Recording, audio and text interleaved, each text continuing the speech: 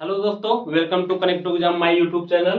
जैसा कि हम साइंस का क्लास ले रहे हैं, जिसमें साइंस में पहला चैप्टर यूनिट एंड मेजरमेंट का था, जो हमने अभी हाल ही में 5-6 क्लास लेके खत्म किए हैं। और उसके बाद आपकी दूसरी चैप्टर की हम चालू किए हैं मोशन। मोशन में कल एक चैप्टर हुआ था, एक एक वीडियो बना था। आज दूसरा पॉइंट पे आते हैं। थोड़ा सा हम कल वाला रिवीजन कर लेते हैं, कल हमने क्या बताया था।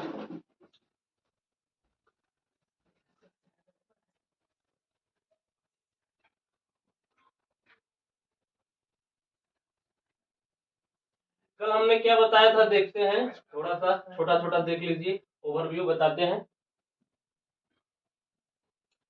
कल हमने बताया था मोशन। मोशन गति। गति कोई नई चीज नहीं है। गति कोई नई चीज नहीं है, ये पुरानी चीज है, हम लोग के लाइफ में यूज होती है, बस उसी का एक नाम दे दिया गया है। जैसे हम कुछ भी वर्क करते हैं, कुछ भी वर्क करते हैं तो कुछ भी वर्क करते हैं तो मोशन होता है। कुछ भी वर्क, आगे आपकी अवस्था बदल गई, आप सोए थे, उठ गए, पैदल चलने लगे, तो आपकी अवस्था क्या बदल गई? बदल गई, ये आपका मोशन हो गया। मोशन आपको हम बताए थे। मोशन में दूरी, यहाँ देखिए, मोशन में अवस्था बदलती है, उसको गति कहते हैं। और दूरी, दूरी क्या है? किसी खास समय चले गए पथ की लंबाई को दूरी कहते हैं। जैसे जैसे आपने सुबह उठे, नहा धो के कहीं जाने के लिए तैयार हुए, कोई भी, या स्कूल गए, या ऑफिस गए, या कहीं भी गए, या स्टेशन गए, तो आपने कुछ माध्यम का, कुछ पथ की यूज किया। वो जो पथ था, वो आपका क्या हुआ? लंबाई है। पथ की कुछ लंबाई थी, तो वो जो पथ की जो लंबाई हो गई, वो आपकी क्या बन गई? दूरी बन गई। और उसके बाद आपने, दूरी क्या होता है? एक अदिश राशि है। दूरी कोई दिशा नहीं होती है। आप उठे, चल दिए, न उत्तर गए, न दक्षिण गए, न पूरब गए, न पश्चिम गए, तो आप इसमें कोई दिशा नहीं बनती है, इसलिए यह एक अदिश राशि है। दूरी का ऐसा ही मात्रक मीटर होता है। दूरी हमेशा धनात्मक होती है। ये आप, एक बहुत जरूरी बात है, दूरी हमेशा धनात्मक होती है। दूरी केवल परिमाण को व्यक्त करता है और दिशा को नहीं। दूरी केवल परिमाण को व्यक्त करता है। उसके बाद क्या था? उसके बाद हम बताए थे विस्थापन, डिस्प्लेसमेंट। ये जो डिस्प्लेसमेंट है, दूरी, जो दूरी है, जो डिस्टेंस है, उसी का एक न्यू वर्जन है। उसको एक न्यू वर्जन, एक उसे क्वालिटी दे दिए। जब क्वालिटी क्या दे दिए, इसमें एक नया शब्द जोड़ दिए, दिशा दिखा दिए। जब दिशा दिखा दिए विस्थापन दूरी को, तो उसका नाम चेंज हो गया, विस्थापन हो गया। यही आपका डिस्प्लेसमेंट हो गया। अब वह वस्तु की, यहाँ वस्तु है, वस्तु की प्रारंभिक स्थिति और अंतिम स्थिति के बीच की न्यूनतम दूरी। यहाँ क्या था? न्यूनतम दूरी। न्यूनतम दूरी को वस्तु का विस्थापन कहते हैं। विस्थापन एक सदिश राशि है। इसका SI मात्रक, जो मीटर का मात्रक होता है, वही विस्थापन का भी मात्रक होता है। विस्थापन धनात्मक, ऋणात्मक, शून्य तीनों हो सकता है। विस्थापन क्या होता है? धनात्मक भी होता है, ऋणात्मक भी होता है, शून्य भी होता है। देखिए, आपको हम, अरे, विस्थापन परिमाण तथा दिशा दोनों को व्यक्त करता है। जो विस्थापन होता है, परिमाण और दिशा दोनों को व्यक्त करता है। कल हम जैसे आपको बताए थे एक चित्र द्वारा कि दूरी और विस्थापन क्या था। जैसे देख लीजिए, ये कोई ए पॉइंट है, ये पॉइंट बी है। आप, ये आपका मान लीजिए घर है, ये आपका घर है, ये आपका स्कूल है। ये आपका घर है, ये आपका स्कूल है। आप नहा धो के सच के सुबह चल दिए घर से स्कूल की तरफ। जब स्कूल की तरफ चल दिए, तो आप ऐसे गए, फिर ऐसे गए। जब ऐसे गए, तो मान लीजिए यहाँ 3 किलोमीटर दूरी तय की, यहाँ 4 किलोमीटर दूरी तय की, यहाँ 3 किलोमीटर, यहाँ 4 किलोमीटर। तो एक और लड़का था, उसने यहाँ इधर से नहीं गया, तो उसने क्या काम किया? यहाँ से साठ रास्ता ढूंढ लिया, तो वो यहाँ से तुरंत यहाँ पहुंच गया। तो मान मान लीजिए इसकी दूरी क्या हो गई? 5 किलोमीटर। इसकी दूरी 5 किलोमीटर। तो यही देखिए, ये 3 + 4, ये क्या हो गया? 7। ये आपका दूरी को बताता है। और यही 5 किलोमीटर आपको अगर एक दिशा दे दें, तो यही विस्थापन को बताता है। ये क्या बता रहा है? विस्थापन। इससे आप समझ पाए होंगे दूरी और विस्थापन। दूरी और विस्थापन वो चीज है, जैसे विस्थापन में दिशा हो गया, और एकदम शार्टेस्ट रूट ही आपका विस्थापन है। अगला टॉपिक क्या बताए थे? जैसे कोई पिंड है, 23 मीटर त्रिज्या तथा 144.51 मीटर परिधि वाले वृत्ताकार पथ पर एक चक्कर लगाता है, तो दूरी और विस्थापन क्या है? तो यही हम बताए थे कि देखिए, ये कोई वृत्ताकार पथ है, वृत्ताकार क्या है, ये पथ है। तो ये हमेशा जो वृत्ताकार पथ की जो परिधि होती है वो वृत्ताकार पथ की लंबाई होती है। तो परिधि क्या दिया है, इतना दिया है 144.51 मीटर। तो ये जो वृत्ताकार परिधि की है, परिधि ही वृत्ताकार पथ की दूरी को बताता है। परिधि ही वृत्ताकार पथ को दूरी को बताता है। और इसका विस्थापन हमेशा वृत्ताकार पथ में चले गए जो चली गई दूरी होती है, हमेशा वो विस्थापन शून्य होता है। विस्थापन क्या होता है, शून्य होता है। आपने यहाँ से स्टार्ट किया और घूम के आप यहाँ आ गए। ये कोई ग्राउंड था, ग्राउंड में आप यहाँ से दौड़ना चालू किया, दौड़ते दौड़ते दौड़ते दौड़ते आप यहाँ पे पहुंच गए। तो ये हुआ आपने कोई, आप यहीं पर थे, फिर आप यहीं आ गए, अपने पुनः अवस्था में आ गए। तो इससे पता ये चल रहा है कि आप विस्थापन यहाँ आपका क्या बन गया, जीरो। विस्थापन क्या हो गया, जीरो। अगला जैसे कोई, अगर कोई गेंद है, मान लीजिए कोई गेंद को हम ऊपर फेंकते हैं, फिर उसको कैच करते हैं, तो गेंद गई ऊपर, आपके हाथ में पुनः आ गई। तो आप पहले भी हाथ में लिए, बाद में भी हाथ में आ गई। इससे पता चल रहा है ये हुआ कि गेंद की अवस्था नहीं बदली। तो यहाँ दूरी तो हो गया, दूरी गई और आ गई, लेकिन जब गेंद हाथ में आ गई तो उसका विस्थापन क्या हुआ, जीरो। और जैसे चाल, देखिए चाल हमेशा दूरी पर निर्भर करता है, चाल हमेशा दूरी पर निर्भर करता है। लेकिन वेग, एक वेग है वेलोसिटी, वेग हमेशा विस्थापन पर निर्भर करता है। चाल हमेशा प्रोपोर्शनल होता है दूरी के, और वेग किस पर प्रोपोर्शनल होता है, विस्थापन के। वेग प्रोपोर्शनल होता है विस्थापन के। इसका एसआई मात्रक मीटर पर सेकंड होता है, यह एक अदिश राशि होता है, यह धनात्मक या शून्य हो सकता है। और वेलोसिटी एकांक समय में तय किए गए विस्थापन को वेग कहते हैं। अभी हम आपको बताएं, उसका एसआई मात्रक जो दूरी वेग चाल का होता है, इसका यही होता है। यह एक सदिश राशि है, यह धनात्मक ऋणात्मक शून्य भी हो सकता है। औसत वेग प्रारंभिक वेग प्लस अंतिम वेग अपान 2 होता है। त्वरण, त्वरण किसी वस्तु के वेग परिवर्तन की दर को त्वरण कहते हैं। ए बराबर क्या होता है, ए बराबर v minus u upon t. A बराबर v minus u upon t, जहाँ ये जो v है यह वस्तु का अंतिम वेग है, और u का है वस्तु का प्रारंभिक वेग है, और t समय को बताता है। t क्या करता है, समय को बताता है। किसी वस्तु का वेग परिवर्तन दर को उस वस्तु का क्या कहते हैं, त्वरण कहते हैं। इसका मात्रक lt के पावर माइनस 2 होता है। त्वरण धनात्मक, ऋणात्मक, शून्य तीनों हो सकता है। ऋणात्मकता को मंदन कहते हैं। देखिए हमेशा भी कभी भी त्वरण को माइनस नहीं लिखा जाता है। अगर -5 कह दिए, -5 मीटर पर सेकेंड स्क्वायर, तो ये क्या हुआ, ये क्या हुआ, ये मंदन को बता रहा है। इसको ऐसे नहीं तो हम मंदन बोलेंगे, मंदन 5 मीटर प्रति सेकेंड स्क्वायर।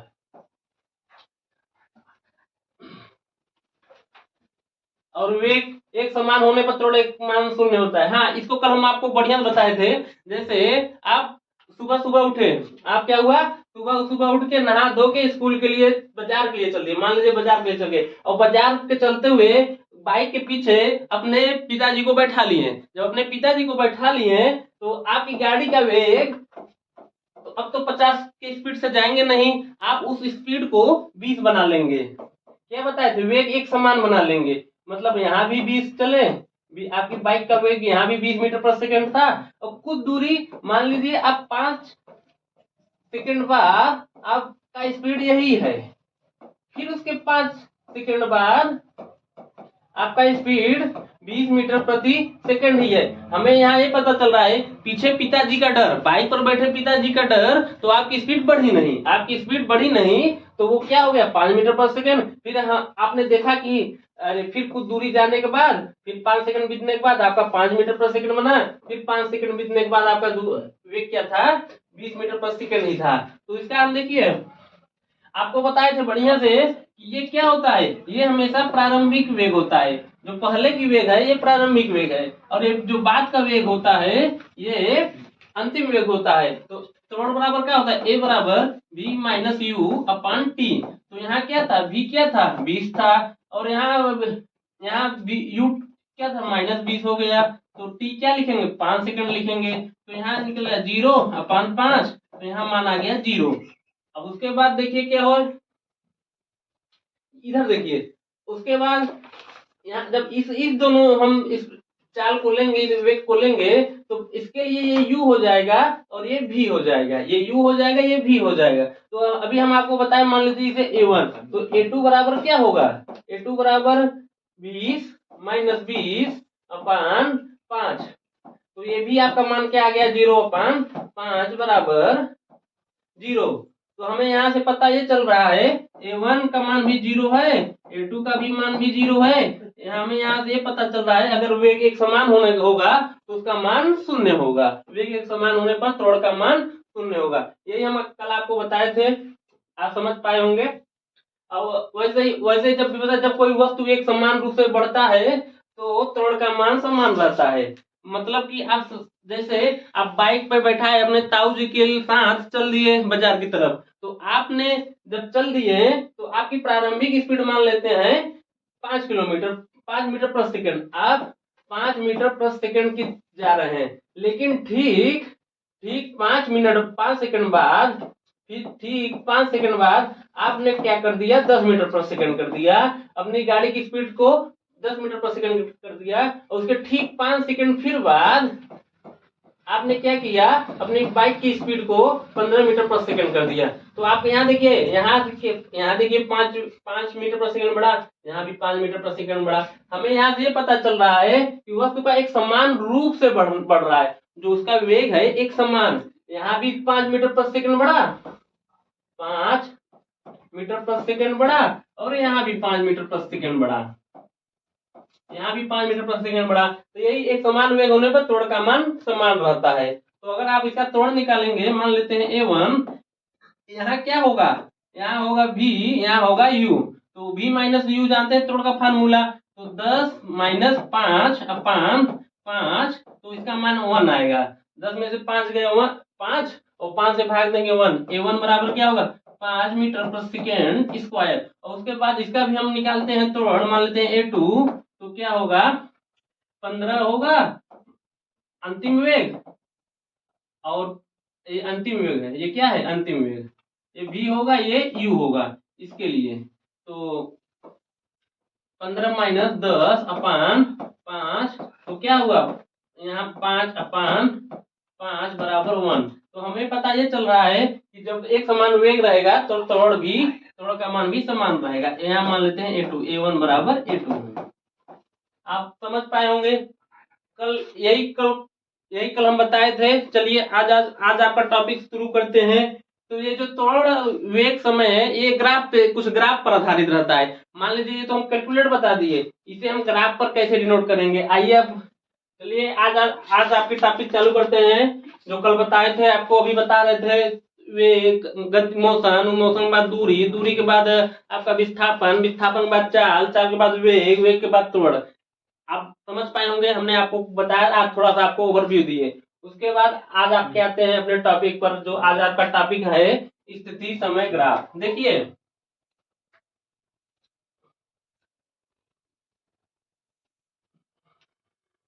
जब वस्तु है, स्थिति समय ग्राफ किसके बीच, डिस्प्लेसमेंट, डिस्प्लेसमेंट मतलब विस्थापन। यहाँ हम किसके बीच बता रहे हैं, विस्थापन डी एंड टी के बीच, विस्थापन एंड टाइम। ये जो ग्राफ बना है विस्थापन और टाइम के बीच ग्राफ है। देखिए हम कैसे, अगर कोई दूरी, अगर हम आप जो चाल, विस्थापन और समय है, इसे आप ग्राफ से भी डिनोट कर सकते हैं, इसे आप ग्राफ से भी डिनोट कर सकते हैं। आपको एग्जाम में क्वेश्चन भी देखने को मिलेगा कि आपको ग्राफ पूछ लेगा कि ये ग्राफ किस अवस्था में, विरामावस्था में है, कि वेग बढ़ रहा है, एक समान वेग में है, कि वस्तु का वेग घट रहा है। ऐसे आपको क्वेश्चन मिल सकता है एग्जाम में, और कंफर्म ही मिलेगा। हमने पिछले बार का क्वेश्चन देखा है, उसमें ऐसे ही क्वेश्चन पूछा हुआ है। चलिए आपके टॉपिक पर आते हैं, क्या है पहला, देखिए ए, पॉइंट ए ले लीजिए, पॉइंट मान लेते हैं ए है। ये जो ए है ये टाइम है, ये डिस्प्ले मतलब विस्थापन। हमेशा टाइम नीचे रहता है, हमेशा टाइम, ये जो टाइम हमेशा नीचे रहता है। ये आपका टाइम मान लेते हैं सेकेंड,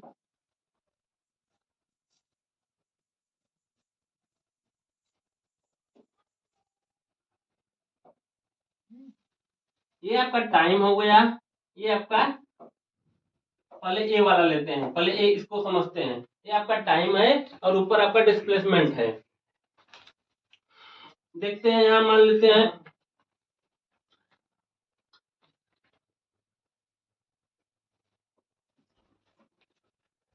ऐसे हम खींच लेते हैं और ऐसे मिला देते हैं। तो ये देखिए क्या बन गया है, एक त्रिभुज बन गया है। त्रिभुज में ये आपका क्या है, लंब है, मान लेते हैं यहाँ तक स्मॉल डी, और ये टी है यहाँ तक, मान लेते हैं स्मॉल टी। यहाँ से यहाँ तक के बीच की दूरी स्मॉल डी, ये जो है स्मॉल डी, और यहाँ ये इसकी बीच की दूरी को टी।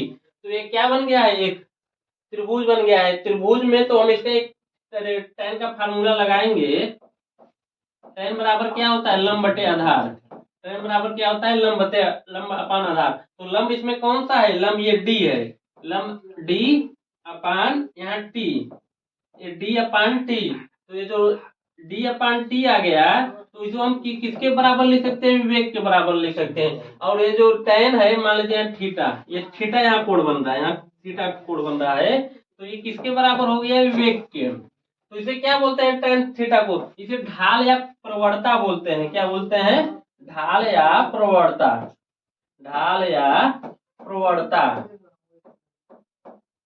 इसे ढाल या प्रवणता बोलते हैं। तो इसको चाल, यहाँ देखिए डिस्प्ले, तो वेग होगा, यहाँ इसका वेग क्या होगा, वेग बराबर विस्थापन अपान समय। तो हमें ये पहले फार्मूले से ये निकल के, मतलब पहले ग्राफ से ये निकल के आ गया, वेग बराबर विस्थापन अपान समय। अगर हमें ये पता ये चल रहा है कि ये वेग बराबर विस्थापन अपान समय, तो ये देखिए आप ये वाला देखिए, पहले इसे देख लेते हैं, क्या आप समझ पाए होंगे कि वेग कैसे होगा, वेग बराबर दूरी अपान विस्थापन अपान समय। तो आइए ए पर आते हैं। ए वाला क्या है, ये आपका दूरी है, ये आपका दूरी है, ये आपका टाइम है। कोई मान लेते हैं यहाँ एक वस्तु है, एक वस्तु है, तो वस्तु ऐसे चली हुई है, ये वस्तु ऐसे चली हुई है, लेकिन ये देखिए टाइम, टाइम के पैरेलल है। ये क्या है, टाइम के पैरेलल है। तो यहाँ देखिए, यहाँ कोण क्या बन रहा है, थीटा जो बन रहा है। यहाँ देखिए टाइम के पैरेलल है, तो वस्तु यहाँ स्थिर है। आप यहाँ देखिए टाइम के पैरेलल, टाइम का मान बढ़ रहा है, न कि ये ऊपर का मान, जब दूरी का मान बढ़ता है तब कुछ यहाँ बनता है। तो इससे हमें पता ये चल रहा है कि यहाँ वस्तु क्या है, विरामावस्था में है। वस्तु क्या है, यहाँ पर विरामावस्था में है। अब आइए दूसरे पर देखिए, ये जो विस्थापन और समय ग्राफ में हमें यहाँ क्या पता चल रहा है, वस्तु विरामावस्था में है। और यहाँ पॉइंट बी में आएंगे तो ये क्या है, जो उसका वेग है, जो यहाँ विस्थापन और समय ग्राफ में जो वेग बन रहा है वस्तु का, वे देखिए ऐसे बढ़ता जा रहा है। तो यहाँ हमें ये पता चल रहा है कि जो वस्तु का वेग है वो बढ़ रहा है, वस्तु का वेग बढ़ रहा है। लेकिन एक बात और, यहाँ असमान चाल की वृद्धि हो रही है, असमान वेग की वृद्धि, असमान वेग, यहाँ असमान वेग की वृद्धि हो रही है। वस्तु का वेग तो बढ़ रहा है, लेकिन कोई निश्चित ग्राफ यहाँ नहीं बन रहा है। देखिए, देखिए तिरछा जा रहा है, तो आप नहीं बता सकते हैं कि ये ग्राफ में कितना वेग बढ़ रहा है, लेकिन इसका वेग बढ़ रहा है जो कि असमान वेग से बढ़ रहा है। तीसरे टॉपिक, तीसरा ग्राफ पर आते हैं। ये देखिए विस्थापन और समय का जो ग्राफ है, यहाँ देखिए वेग, यहाँ वेग ऐसे जा रहा है, वेग एक मतलब एक सीध में जा रहा है, एक एक अनुमानित। यहाँ देखिए थीटा का कोण, थीटा का मान नहीं बदल रहा है, यहाँ देखिए थीटा का मान हर जगह बदल जाएगा। तो जब यहाँ थीटा का मान नहीं बदलेगा, तो हमें यहाँ पता ये चल रहा है वस्तु का जो वेग है एक समान वेग से जा रहा है, जो वस्तु का वेग है एक समान वेग से जा रहा है। और हमें जो विस्थापन समय ग्राफ चौथे नंबर को हम देखते हैं। चौथा नंबर देखिए, कोई वस्तु चला ऐसे, फिर ऐसे नीचे आ गया, तो वस्तु का वेग क्या हुआ, घट रहा है। अगर यहाँ देखिए एक बार ऊपर गया, यहाँ ऊपर से नीचे आ गया, जब हम नीचे की तरफ जाएंगे तो आपका वस्तु, मान लीजिए आप ऊपर चढ़ गए, आप यहाँ से चढ़े 50 मीटर पर सेकंड की स्पीड से, लेकिन जब आप नीचे आएंगे तो आप ब्रेक लेंगे, आप ब्रेक लेंगे तो आपकी स्पीड क्या हो जाएगी, कम। आपकी स्पीड यहाँ से यहाँ क्या हो गई, 20 मीटर प्रति सेकंड। तो यहाँ क्या है, वस्तु का वेग क्या हो रहा है, घट रहा है। वस्तु का वेग घट रहा है। पहले हमें एक फिगर से क्या पता चल रहा है कि वस्तु यहाँ विराम है, केवल टाइम का ग्राफ बढ़ रहा है, टाइम का ग्राफ बढ़ रहा है, वस्तु वहीं दूरी पर अपनी स्थिर है। तो हमें पहले ग्राफ से पता चला है वस्तु विरामावस्था में है, दूसरे ग्राफ से पता चल रहा है कि वस्तु का वेग बढ़ रहा है जो कि असमान वेग है। यह क्या है? वेग असमान वेग है। और तीसरे समय यह पता चल रहा है वस्तु एक समान वेग से बढ़ रहा है। और चौथे से पता चल रहा है कि वस्तु का वेग घट रहा है। आप समझ पाए होंगे कि ये सब विस्थापन समय ग्राफ का हम बता दिए हैं।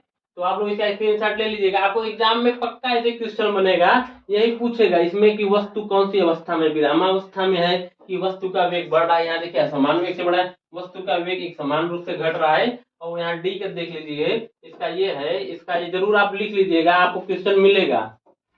और यहाँ डी वाला डी क्या कर रहा है? वस्तु का वेग घट रहा है। यहाँ वस्तु का वेग क्या हो रहा है? यहाँ 20 मीटर प्रति सेकंड था, फिर नीचे आते वक्त यहाँ ऊंचाई थी, फिर नीचे आते वक्त यहाँ पे घट गया है। तो आप ऐसे ही विस्थापन समय ग्राफ को आप ऐसे ही बता सकते हैं कि ये ग्राफ के द्वारा भी आप डिनोट कर सकते हैं। आप समझ पाए होंगे। चलिए अगले टॉपिक पर चलते हैं, स्क्रीनशॉट ले लीजिए।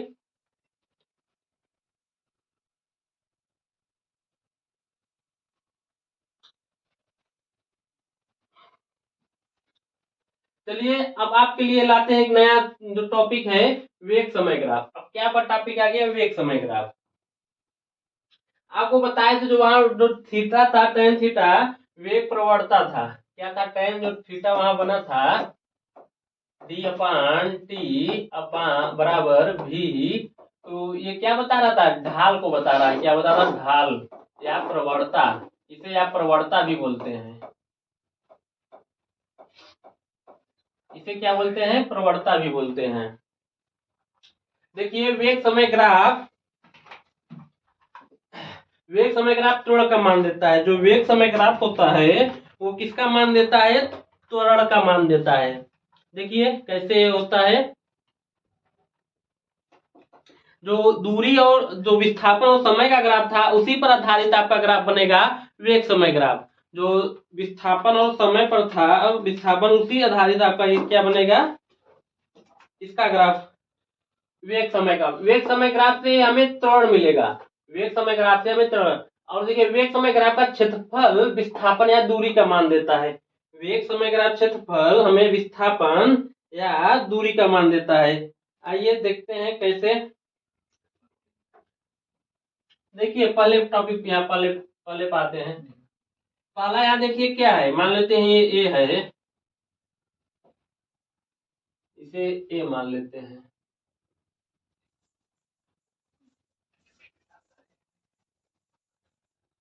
ये क्या है? ए है, या बी है, या सी है, या डी है।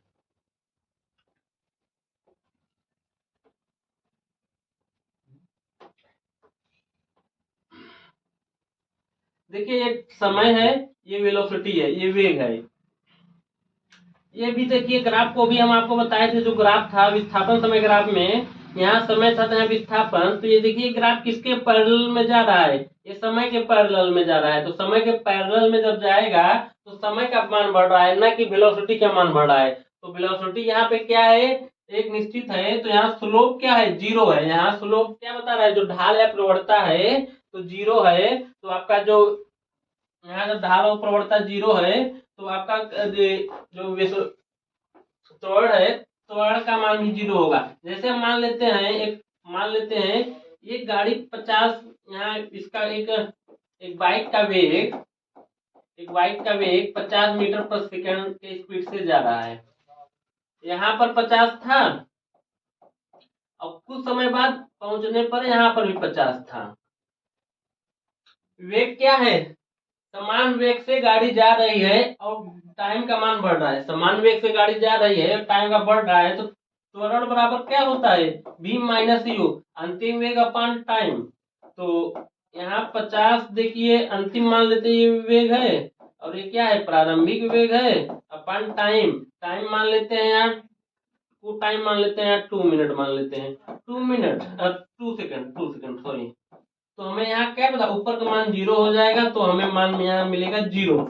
जीरो मिला तो यहाँ हम आप समझ पाए होंगे कि त्वरण का मान क्या हो गया यहाँ पर 0, a बराबर 0। तो इस वाले ग्राफ में आप याद कर लीजिए इस वाले ग्राफ में कौन सा परिवर्तन हो रहा है, एकदम निश्चिंत है कि अगर ये ग्राफ आपको याद है तो आप एग्जाम में क्वेश्चन एकदम एक्यूरेट कर पाएंगे। पिछले ईयर का भी हम क्वेश्चन लाएंगे, आप उसमें देखिएगा ग्राफ से संबंधित क्वेश्चन दिखाएंगे। देखिए यहाँ क्या हो गया, ये पहले में स्लोप 0 है तो त्वरण का मान भी 0 है। यहाँ देखिए हम बताए हैं तो जो स्लोप क्या है, ढाल या प्रवणता, या इसको स्लोप बोलते हैं। क्या बोलते हैं? स्लोप। इसे क्या बोलते हैं? स्लोप। अब देखिए, अब आते हैं बी वाले में। बी वाले में देखिए, बी वाले में क्या है कि यहाँ देखिए जो थीटा है एक समान रूप से बन रहा है। यहाँ देखिए थीटा 0 अंश पे था, यहाँ थीटा क्या था, थीटा तो यहाँ बनना चाहिए तो बना नहीं। तो देखिए यहाँ थीटा 0 अंश है। एक बाइक का वेग क्या है, यहाँ देखिए बाइक एक स्लोप, और इसका स्लोप पॉजिटिव जाएगा, इसका स्लोप जब ऊपर जाएगा, निश्चित है जब ऊपर जाएगा तो बढ़ते स्लोप बढ़ेगा। जब यहाँ 20 से जाएगा एक समान स्लोप बनेगा, यहाँ एक 20 से जाएगा एक समान स्लोप बनेगा। तो यहाँ का त्वरण भी क्या होगा, यानी कि त्वरण इज कांस्टेंट पॉजिटिव, तो त्वरण का मान होगा वो क्या होगा, पॉजिटिव होगा। यहाँ क्या होगा, धनात्मक मतलब पॉजिटिव होगा।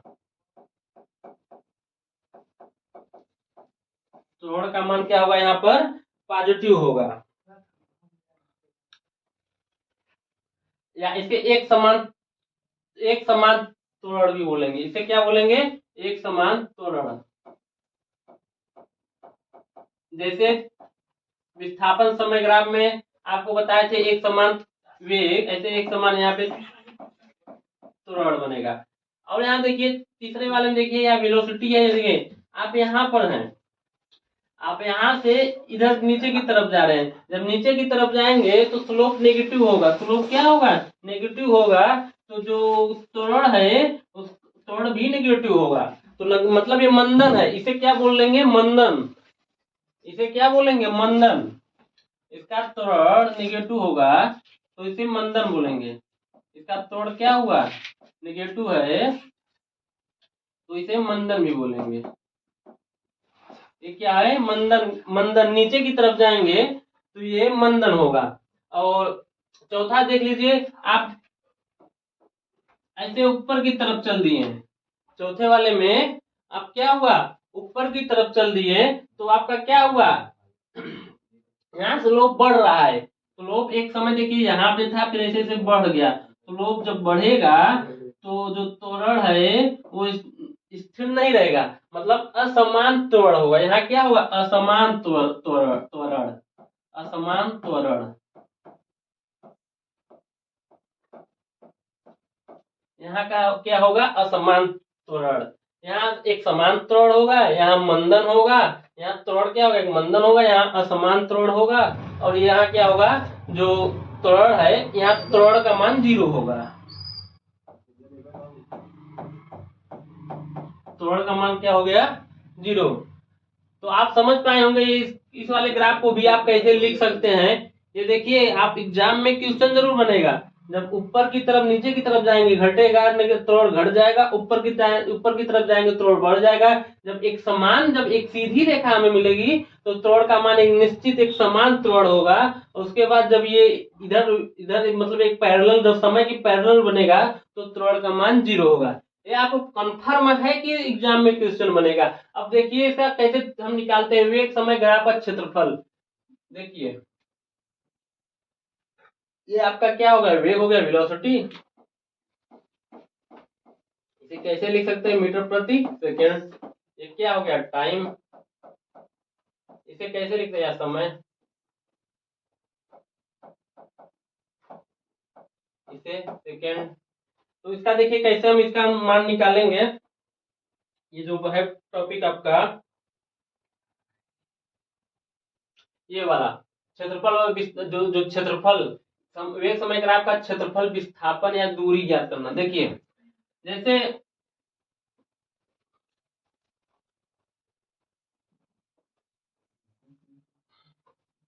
ये कोई बाइक है, बाइक की स्पीड मान लेते हैं 50 मीटर पर सेकेंड। ये यहाँ से जा रही है, जा क्या रही है, वो स्थिर वेग से जा रही है। जो स्थिर वेग से जा रही है तो केवल समय का मान बढ़ रहा है। क्या है, समय का मान बढ़ रहा है, वेग का मान नहीं बढ़ रहा है। तो हम इसे में इसे मिला देते हैं। तो ये आपका क्या बन रहा है, एक ये आपका एक क्या बन रहा है, एक वेग समय। यहाँ मान लेते हैं ये पॉइंट ए हो गया, ये बी हो गया, ये सी हो गया, ये डी हो गया। तो आपका वेग समय के ग्राफ जो देखिए इसमें, ये एक प्रकार का आयत है। वेग समय ग्राफ इसमें क्या बना, वेग समय graph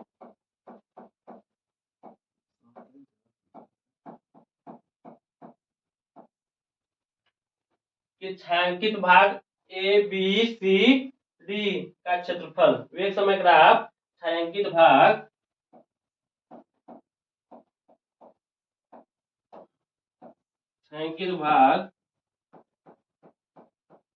A B C D का क्षेत्रफल।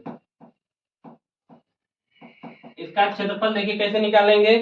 जो ये इसका क्षेत्रफल होगा वही आयत का क्षेत्रफल होगा, क्योंकि एक आयत का रूप है। आयत का क्षेत्रफल, आयत का क्षेत्रफल। तो आयत का फार्मूला क्या होता है, आप मेंसुरेशन में पढ़ेंगे, मैथ में पढ़ेंगे। आयत का फार्मूला ऐसे भी आप जानते होंगे, लंबाई गुणे चौड़ाई। आयत का फार्मूला क्या होगा, लंबाई गुणे चौड़ाई। तो हमें ये निकल के क्या गया, क्षेत्रफल। यहाँ देखिए हम क्या बताएं, वेग समय ग्राफ का क्षेत्रफल कैसे निकालेंगे। वेग समय ग्राफ का देखिए क्षेत्रफल ऐसे ही निकलेगा। एक आपको एग्जांपल करके बता दिए हैं। ये कोई ये समय है, ये वेग है। कोई बाइक है, बाइक का स्पीड मान लेते हैं 50 मीटर पर सेकेंड, एक निश्चित है। वो 50 से ही जा रहा है, ना कम है ना ज्यादा है। तो जब 50 से जाएगा तो वेग एक समान, देखिए यहाँ भी 50 था, कुछ दूरी गया यहाँ भी 50 था, यहाँ पहुंचा यहाँ भी 50 था, लेकिन समय का मान उसका बढ़ रहा था, समय का मान उसका बढ़ रहा था। तो वेग समय ग्राफ को छायांकित भाग का इसका जो क्षेत्रफल बनेगा, एबीसीडी का क्षेत्रफल बराबर आयत का क्षेत्रफल। तो आयत का क्षेत्रफल आप जानते होंगे, लंबाई गुणे चौड़ाई। आप ऐसे ही विस्थापन या दूरी का मान ज्ञात कर सकते हैं। आप समझ पाए होंगे, जब स्लोप जीरो होगा, आप एकदम कंठस्थ कर लीजिए, जब प्रवणता जीरो होगा तो त्वरण का मान क्या होगा, जीरो होगा। जब प्रवणता बढ़ेगा तो त्वरण का मान भी निश्चित रहेगा, जो त्वरण का मान पॉजिटिव भी होगा। जैसे यहाँ देखिए स्लोप का मान पॉजिटिव है तो त्वरण का मान पॉजिटिव बनेगा। जब त्वरण का मान नेगेटिव है तो स्लोप का मान नेगेटिव है तो त्वरण का मान भी नेगेटिव बनेगा। जब स्लोप का मान देखिए यहाँ देखो बढ़ रहा है तो त्वरण का मान, त्वरण इज नॉट कांस्टेंट, मतलब त्वरण एक असमान त्वरण है। तो त्वरण का मान यहाँ असमान वेग वेग से बढ़ रहा है। जो त्वरण है वह असमान से बढ़ रहा है। जैसे देखिए यहाँ देखिए, अगर यहाँ त्वरण जैसे मान लेते हैं, यहाँ त्वरण 5 बढ़ा, 5 मीटर पर सेकेंड, तो यहाँ की दूरी 5 मीटर पर सेकेंड स्क्वायर बढ़ा। लेकिन यहाँ देखिए, यहाँ 5 बढ़ा लेकिन पता चला कि यहाँ 10 बढ़ गया। तो यही असमान त्वरण को यही हमें बता रहे हैं, यही हम बताना चाहते हैं कि यहाँ आपका जो त्वरण है असमान रूप से बढ़ रहा है, लेकिन इस फिगर में आपका त्वरण समान रूप से बढ़ रहा है। इस फिगर को आप कहेंगे एक समान त्वरण, इस फिगर को कहेंगे आप असमान त्वरण। आप समझ पाए होंगे कि हमने कैसे बताया। इसको आप बढ़िया नोट कर लीजिएगा, एग्जाम में कंफर्म है कि आपसे इस क्वेश्चन बनेगा। चलिए अगला टॉपिक आपके आते हैं, देखिए अगला टॉपिक क्या है। चलिए हाँ, एक आपके लिए क्वेश्चन है, फिर से जो क्वेश्चन है देखिए, निम्नलिखित ग्राफ क्या प्रदर्शित करता है, निम्नलिखित ग्राफ क्या प्रदर्शित करता है। ये देखिए, ये समय को बता रहा है और ये वेग को बता रहा है। एक समान त्वरण बता रहा है, एक समान चाल बता रहा है, एक समान गति बता रहा है और समान त्वरण बता रहा है। अगर हम आपसे फिगर पूछे एक समान त्वरण का, तो आप अभी हम आपको बताए एक समान त्वरण के लिए स्लोप क्या होगा आपका, एक पॉजिटिव होगा, एक निश्चित होगा। ये देखिए एक समान त्वरण होता है, अभी अभी भी आपको बताए। तो ये देखिए फिगर में यही पूछ रहा है एक समान त्वरण, तो उसका ऑप्शन आपका कौन सा सही होगा, ऑप्शन ए सही होगा। ये समान त्वरण, इसमें तो चाल बनेगा नहीं, गति भी नहीं बनेगा। असमान त्वरण का, असमान त्वरण इसका डी वाले का देखिए कैसे फिगर बनेगा। डी वाले का आपका फिगर ये ऐसे बनेगा, क्योंकि ये देखिए समान त्वरण को बताता है। असमान त्वरण वृद्धि, मतलब यहाँ भी 5 की वृद्धि हुई, यहाँ भी 5 के मतलब वृद्धि हुई, यहाँ भी 5 की, लेकिन ये जो है ये यहाँ 5, मान लीजिए यहाँ 5 की वृद्धि हुई और यहाँ कितने की हो गई 10 की, और यहाँ कितने हो गई मान लीजिए 25 की हो गई, यहाँ कितने की हो गई 45 की हो गई। इसलिए यह असमान त्वरण की वृद्धि है, असमान त्वरण की वृद्धि है। आप समझ पाएंगे, इसका ऑप्शन ए सही होगा। ये प्रीवियस ईयर का क्वेश्चन ही था, आपको लाया सेम यही क्वेश्चन था। चलिए अगले टॉपिक पर, चलिए आज आपका टॉपिक हम यहीं पर खत्म करते हैं। कल हम इसे बताएंगे, इसे और कुछ क्वेश्चन भी लाएंगे आपके लिए, और कुछ क्वेश्चन भी लाए होंगे। आज आप क्लास समझ पाए होंगे कि ये भी थोड़ा सा रह गया है, इस टॉपिक का जो मोशन है 2-3 टॉपिक, तो हम अगली कक्षा में आपको क्लास में बताएंगे। आज आज हम आपको क्लास कैसा लगा, आप जरूर सुझाव अपना कमेंट बॉक्स में दीजिए। आपका सुझाव ही हमारी परिवर्तन का रूप है। आप सुझाव नहीं देंगे तो हम परिवर्तन नहीं कर पाएंगे। आप अपना सुझाव दे दीजिए और हम लोग उस पर एकदम कन्फर्म कंठस्थ रूप से उस पर वर्क कर रहे हैं, और आने वाले समय में आपको एकदम बढ़िया से बढ़िया कंटेंट मिलेगा, एकदम प्रीवियस ईयर क्वेश्चन एकदम बढ़िया से बढ़िया। तो आप प्लीज हमारे चैनल कनेक्ट टू एग्जाम को सब्सक्राइब करिए, और जो अपने विद्यार्थी हैं, दोस्तों हैं, अपने जो भाई हैं, बंधुओं हैं, उनको जरूर बताएं कि एक कनेक्ट टू एग्जाम है, जो एक सबको कनेक्ट करने के लिए हम कोशिश, सबको कनेक्ट करिए। जो कनेक्ट टू एग्जाम चैनल्स है, इसे आप सब लोगों को एक दूसरे से बता के कनेक्ट करिए, और हम आपके लिए एक बढ़िया बढ़िया टॉपिक लाएंगे। भी हम क्या कर रहे हैं, बायोलॉजी का, बायोलॉजी में भी अभी हम लाएंगे। अभी जो फिजिक्स है, फिजिक्स के बाद बायोलॉजी का हम एक एक टॉपिक आपको उसका कंठस्थ कराते चलेंगे, क्योंकि जो एग्जाम एएलपी की है या टेक्नीशियन की है, उसमें आपको एक एकदम बढ़िया से बढ़िया आपकी तैयारी बनी रहे। आप पहले फिजिक्स पर मेहनत करिए, हम इसे बायोलॉजी भी लाएंगे और स्टैटिक जीके भी लाएंगे। देखिए एएलपी में यही तीन चीज, साइंस बढ़िया से और स्टैटिक जीके, आपको 1 नंबर का आएगा तो आप एग्जाम निकाल सकते हैं। तो आप मैथ, और जैसे मैथ और रीजनिंग पढ़ रहे हैं, आप साइंस को भी अपना बढ़ावा दीजिए। प्लीज लाइक एंड शेयर, अपने दोस्तों को बताइए प्लीज। धन्यवाद, मिलते हैं अगले क्लास में।